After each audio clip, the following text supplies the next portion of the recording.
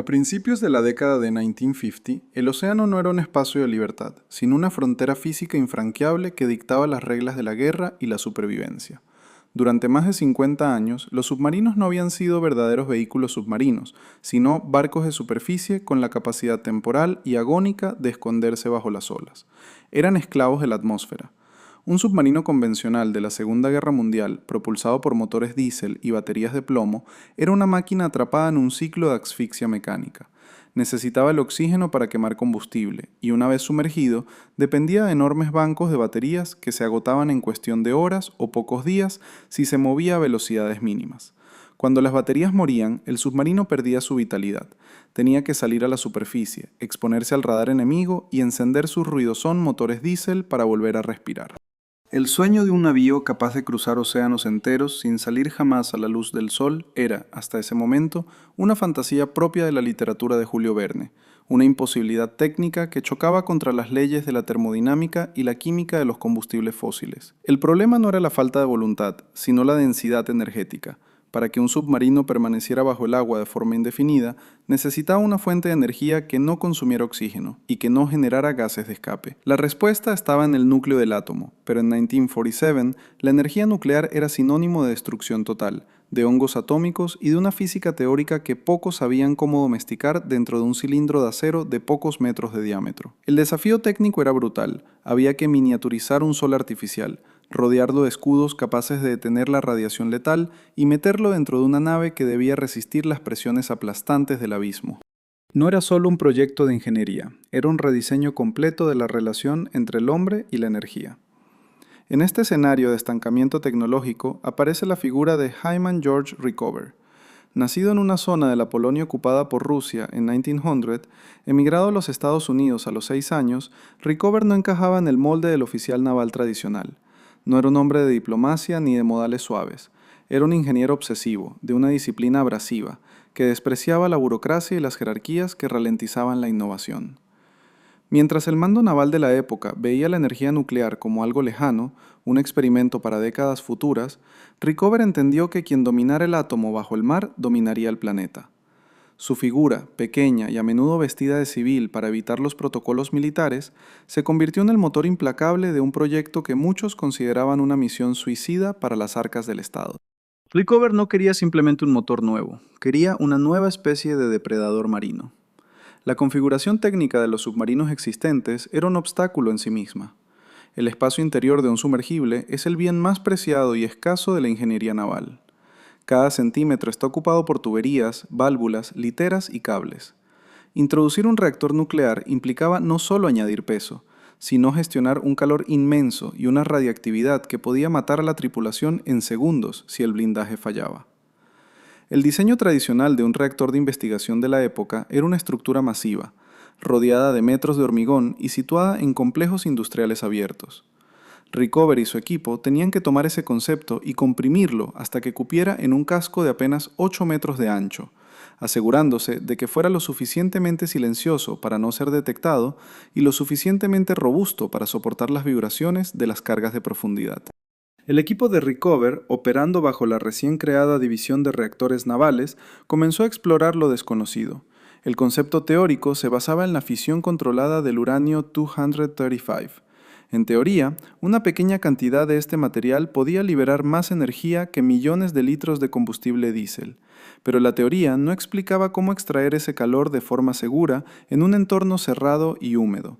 Se necesitaba un fluido que circulara por el núcleo del reactor, absorbiera el calor de la fisión y luego lo transfiriera a un sistema secundario para generar vapor. Ese vapor movería las turbinas que finalmente harían girar la hélice. Parecía un ciclo simple, pero las trampas mecánicas eran infinitas. Si el fluido refrigerante se volvía radiactivo, todo el sistema de propulsión se convertiría en una trampa mortal. Si las bombas de circulación fallaban, el núcleo se fundiría en minutos. Rickover impuso una cultura de perfección técnica que rozaba la paranoia. Sabía que un solo fallo en el primer submarino nuclear no solo hundiría la nave, sino que mataría la tecnología nuclear para siempre. El control de calidad que exigía era algo nunca visto en la construcción naval. Cada soldadura, cada aleación de acero, cada válvula debía ser probada hasta el límite de su resistencia. No se permitían suposiciones. Si un proveedor decía que una pieza era resistente, Rickover exigía ver los datos de la prueba de rotura. Esta obsesión por el detalle fue lo que permitió que el proyecto avanzara a una velocidad que desafiaba la lógica gubernamental. Mientras otros departamentos tardaban años en aprobar planos, Rickover tomaba decisiones en horas, a menudo saltándose la cadena de mando y enfrentándose directamente a los almirantes y congresistas que cuestionaban sus métodos. Uno de los momentos más críticos en el nacimiento de esta máquina fue la elección del tipo de reactor. Había dos caminos, el sodio líquido o el agua a presión. El sodio líquido era más eficiente térmicamente, pero era extremadamente peligroso. Si entraba en contacto con el agua del mar, reaccionaba de forma violenta y explosiva. El agua a presión era más estable, pero requería presiones internas masivas para no convertirse en vapor dentro del propio núcleo. Rickover, con su pragmatismo radical, apostó por el agua a presión para el diseño principal. No buscaba la solución más elegante en el papel, sino la que tuviera más probabilidades de funcionar sin destruir el submarino. Esta decisión marcaría el estándar de la propulsión nuclear mundial por los siguientes 70 años. Para probar su visión antes de tocar el agua, Rickover tomó una decisión inaudita: construir un prototipo a escala real, pero en medio del desierto de Idaho. En un lugar llamado Arco, lejos de cualquier océano, los ingenieros construyeron el S-1W, una sección completa de un casco de submarino dentro de un tanque de agua gigante rodeado de arena y rocas. No era una maqueta, era el corazón del futuro Nautilus funcionando en seco. Allí, en la soledad del desierto, el equipo aprendió cómo se comportaba el átomo cuando se le obligaba a producir vapor para mover una hélice imaginaria. Fue en Idaho donde se enfrentaron por primera vez a la realidad de la radiación gamma y los neutrones rápidos, y donde comprendieron que la protección biológica no podía ser una simple pared de plomo, sino un sistema integrado de materiales que absorbieran diferentes tipos de energía sin añadir un peso que hundiera el barco antes de zarpar. El Nautilus, designado como SSN-571, no se estaba construyendo solo con metal y uranio. Se estaba construyendo con la voluntad de un hombre que entendía que el futuro de la energía no era una cuestión de si era posible, sino de cuándo alguien tendría el valor de hacerlo práctico. En los astilleros de Electric Boat, en Groton, Connecticut, el casco del Nautilus empezaba a tomar forma en 1952. Era una estructura de acero de alta resistencia, un diseño que buscaba el equilibrio entre la hidrodinámica de superficie y la eficiencia bajo el agua, aunque todavía mantenía la proa afilada de los barcos antiguos. Sin embargo, en su interior, el espacio dedicado a las baterías se había reducido drásticamente para dejar paso a lo que Rickover llamaba la caldera del futuro. El ambiente en el astillero era de una tensión constante. Los mecánicos y soldadores trabajaban bajo la vigilancia de inspectores que rechazaban piezas por imperfecciones invisibles al ojo humano. Rickover aparecía sin avisar, revisando rincones, interrogando a los ingenieros sobre la fatiga de los materiales bajo ciclos térmicos extremos. No se trataba de construir un barco más, se trataba de resolver simultáneamente problemas de física nuclear, termodinámica de alta presión, metalurgia avanzada y psicología humana.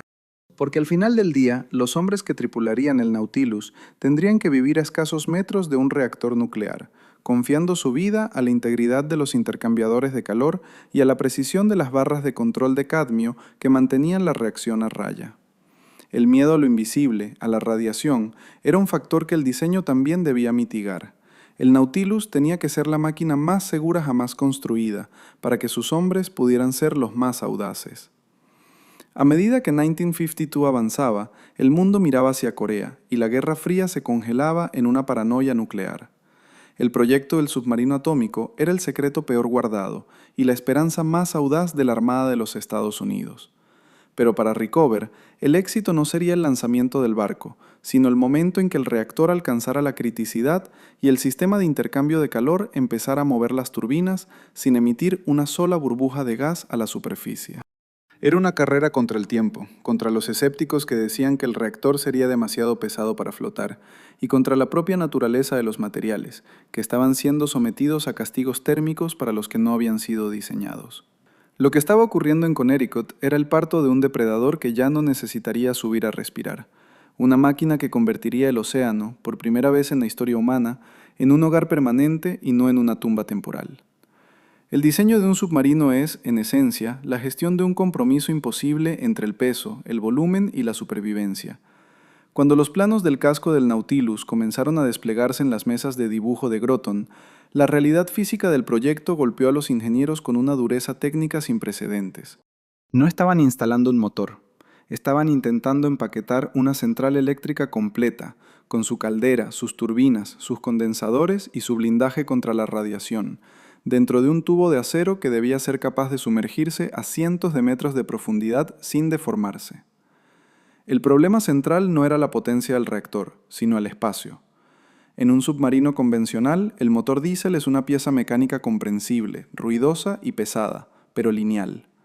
Un reactor nuclear es un ecosistema de fluidos bajo presiones críticas, que no permite ni un milímetro de error en su disposición espacial. El corazón del desafío residía en el sistema de generación de vapor, el nexo donde la física atómica se convierte en fuerza bruta mecánica. Para que el Nautilus se moviera, el calor generado por la fisión en el núcleo del reactor debía ser transferido al agua del circuito primario. Esta agua, mantenida a una presión masiva de unos 140 kilogramos por centímetro cuadrado para evitar que hirviera a pesar de estar a más de 250 grados centígrados, circulaba en un bucle cerrado. Aquí aparecía el primer nudo de ingeniería brutal, el intercambiador de calor.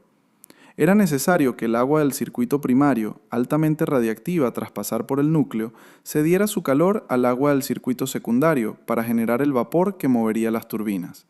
Pero ambos fluidos jamás debían tocarse. Una sola microfisura en los tubos del intercambiador significaría que la radiactividad se filtraría al sistema de vapor limpio, contaminando las turbinas, los condensadores y eventualmente todo el aire que respiraba la tripulación. La construcción de estos intercambiadores de calor fue una odisea metalúrgica. Se requería acero inoxidable de una pureza quirúrgica y técnicas de soldadura que en 1952 apenas estaban siendo teorizadas. Rickover exigía que cada tubo fuera inspeccionado con rayos X y pruebas de presión que superaban por mucho los límites operativos. El diseño final era una selva de tuberías de acero inoxidable que debían ser dobladas con una precisión de décimas de milímetro para encajar en la curvatura del casco. Si una tubería vibraba demasiado debido al flujo del fluido, la fatiga del metal la rompería en semanas. Si estaba demasiado rígida, las dilataciones térmicas al encender el reactor arrancarían los soportes de las paredes. El equipo de ingenieros tuvo que inventar soportes elásticos y sistemas de amortiguación que pudieran absorber el latido térmico de la máquina sin comprometer su integridad estructural. Pero antes de que el agua pudiera siquiera calentarse, los ingenieros se toparon con un obstáculo químico que casi detiene el proyecto: el problema del circonio. Para que el reactor fuera eficiente, el combustible de uranio necesitaba estar revestido de un material que fuera resistente a la corrosión del agua caliente a alta presión, pero que al mismo tiempo fuera transparente a los neutrones. Si el material absorbía demasiados neutrones, la reacción en cadena se detendría. En 1950, el circonio era poco más que una curiosidad de laboratorio, un metal extremadamente difícil de refinar y procesar que a menudo estaba contaminado con hafnio, un elemento que absorbe neutrones con una avidez desastrosa. Rickover, con su característica falta de paciencia por los límites industriales, decidió que si la industria no podía suministrar circonio puro, él crearía la industria. En un esfuerzo que recordó al proyecto Manhattan, movilizó laboratorios y plantas químicas para desarrollar un proceso de refinamiento a gran escala en meses, no en años. El resultado fue la creación de una nueva metalurgia. El circonio se convirtió en el metal sagrado del Nautilus, permitiendo que el núcleo del reactor fuera compacto y extremadamente potente. Sin este avance, el reactor habría tenido que ser mucho más grande, lo que habría obligado a construir un submarino de un tamaño tan descomunal que habría sido lento, torpe y fácil de detectar. Mientras se resolvía la química del núcleo, otro problema masivo crecía en los planos: el blindaje biológico. Un reactor nuclear es una fuente constante de rayos gamma y neutrones, una radiación invisible que desintegra las células humanas. En las centrales terrestres, el problema se resuelve con metros de hormigón. En el Nautilus, el hormigón era una opción imposible por su peso y volumen. El equipo de Rickover tuvo que diseñar un sándwich de protección que rodeaba el compartimento del reactor. Se utilizaron capas de plomo para detener los rayos gamma, seguidas de gruesas capas de polietileno y agua para frenar y absorber los neutrones. Este blindaje representaba una parte significativa del peso total de la nave. Cada kilogramo de plomo añadido al blindaje era un kilogramo menos de combustible, víveres o armamento. La ingeniería aquí se convirtió en un ejercicio de geometría pura. ¿Cómo rodear el reactor de forma que la tripulación pudiera pasar por los pasillos adyacentes sin recibir una dosis de radiación superior a la que recibirían por la luz solar en la superficie? Se instalaron sensores de radiación en cada rincón del buque, conectados a un panel central que Rickover supervisaba personalmente. La obsesión llegó al punto de rediseñar la disposición de las literas de la tripulación. Los marineros dormirían a pocos metros del corazón atómico, confiando su genética a la precisión de unas planchas de plomo y plástico, instaladas en un astillero de Connecticut. El ensamblaje de esta maquinaria dentro del casco era una coreografía de fuerza bruta y delicadeza. El compartimento del reactor era una esfera de acero de alta presión que debía ser bajada al casco antes de que éste se cerrara. Una vez dentro, el espacio para trabajar era tan reducido que los soldadores tenían que ser elegidos por su complexión física para poder alcanzar las juntas más difíciles. Rickover introdujo el concepto de limpieza nuclear. Cualquier mota de polvo, cualquier resto de una herramienta o un fragmento de metal olvidado dentro de las tuberías del circuito primario podría volverse radiactivo y causar un fallo catastrófico en las bombas de circulación. Los trabajadores llevaban trajes blancos y trabajaban en condiciones de esterilidad más propias de un hospital que de un astillero naval. La complejidad del sistema de control del reactor añadía otra capa de dificultad mecánica. Para regular la potencia era necesario subir o bajar barras de control hechas de una aleación de plata, indio y cadmio, que absorbían los neutrones y frenaban la fisión. Estas barras debían moverse con una precisión micrométrica, impulsadas por mecanismos magnéticos que no podían fallar bajo ninguna circunstancia. Si el submarino se inclinaba bruscamente durante una maniobra evasiva, las barras no debían atascarse.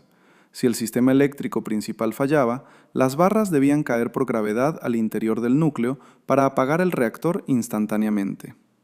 Este mecanismo de scram, o parada de emergencia, fue probado miles de veces en el prototipo de Idaho antes de ser instalado en el Nautilus. Era la red de seguridad final de una máquina que, por su naturaleza, operaba siempre al borde del desastre controlado.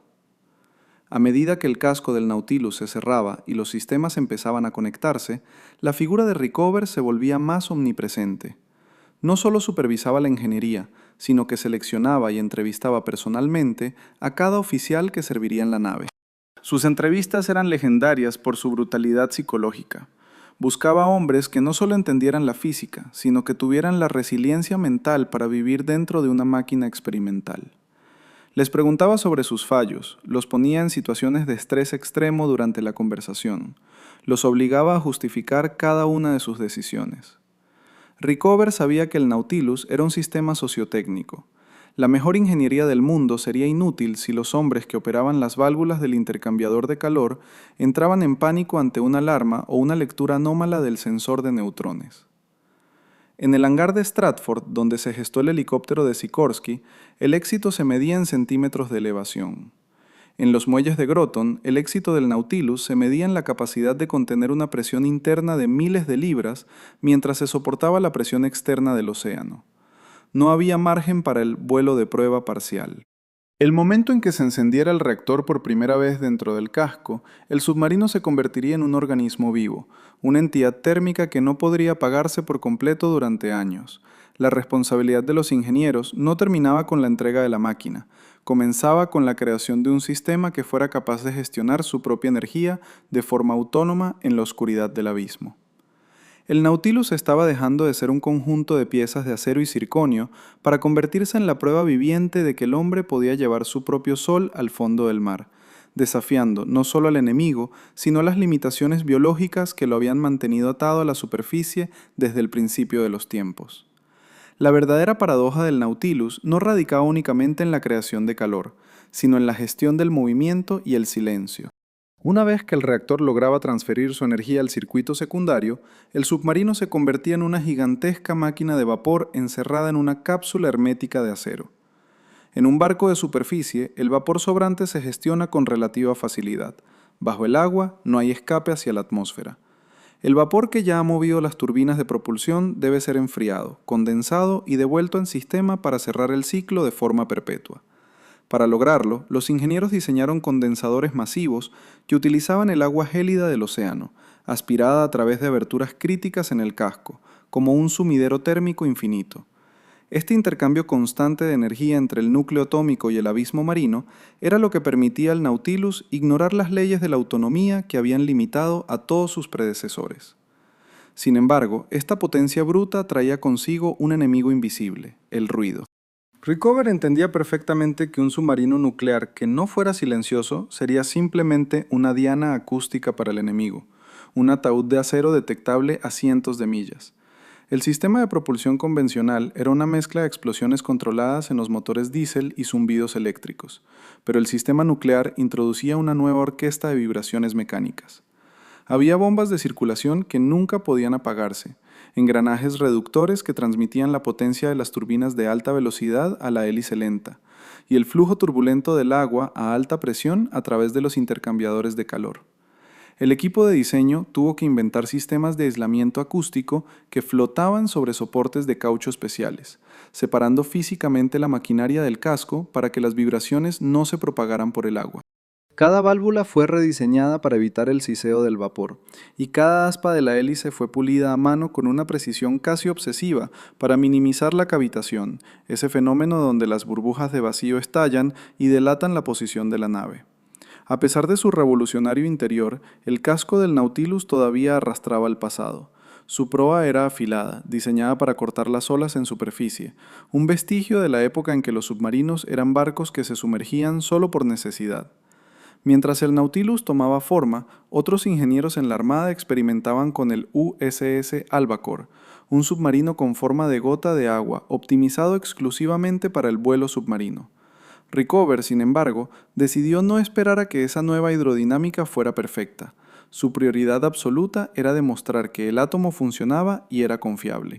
El Nautilus sería, por tanto, una bestia híbrida, con el cerebro y los músculos del futuro, pero con la piel de un pasado que aún se resistía a morir. El 21 de enero de 1954, bajo un cielo gris plomizo en los astilleros de Groton, el Nautilus estaba finalmente listo para su bautismo. No era solo un evento militar o político, era un hito de la civilización técnica.